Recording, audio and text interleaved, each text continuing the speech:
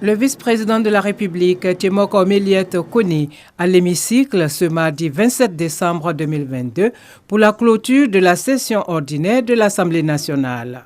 Ouverte le 2 avril 2022, cette session unique a été marquée par l'adoption de 54 projets de loi, au nombre desquels la loi portant modification de la composition, l'organisation, les attributions et le fonctionnement de la commission électorale indépendante. Une loi qui vient conforter les engagements issus du dialogue politique. Élu le 7 juin 2022, le président de l'Assemblée nationale, Adama Bitogo, a tenu à rendre hommage à son prédécesseur, Amadou Soumaoro. Au cours de cette session que nous clôturons aujourd'hui, l'Assemblée nationale a connu un événement douloureux, notamment le décès de feu l'honorable Amadou Soumaoro, ex-président de notre institution.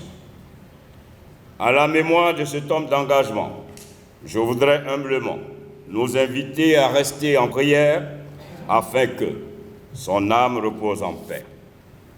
Dans son discours de clôture, le président de l'Assemblée nationale a dressé le bilan des travaux effectués au cours de cette session parlementaire avant de se prononcer sur les événements qui ont marqué la vie politique, économique et sociale de la Côte d'Ivoire. La clôture de cette session parlementaire coïncide avec un contexte mondial marqué par des incertitudes et des instabilités de tous ordres, notamment la crise russo-ukrainienne, la cherté de la vie, le dérèglement climatique, la crise alimentaire, sans oublier la grave crise énergétique à laquelle de nombreux pays font face.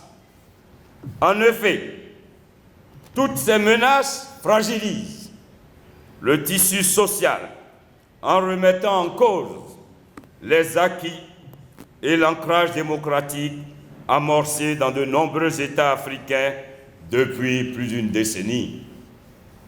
Fort heureusement, grâce aux réformes adoptées et aux outils efficaces de pilotage économique mis en œuvre par le gouvernement, sous la houlette et le leadership éclairé du président de la République, Son Excellence M. Alassane Ouattara, notre pays fait preuve de résilience et de dynamisme avec une prévision de croissance très prometteuse.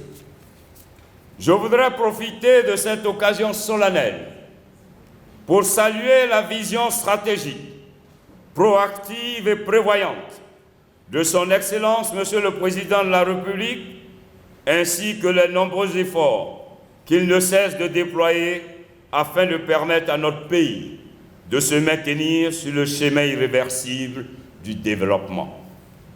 Notons que 11 projets de loi ont été adoptés en session extraordinaire. Il s'agit de 3 projets de loi organiques, 3 projets de loi ordinaires, 4 projets de loi de ratification d'ordonnances et 1 projet de loi de convention internationale.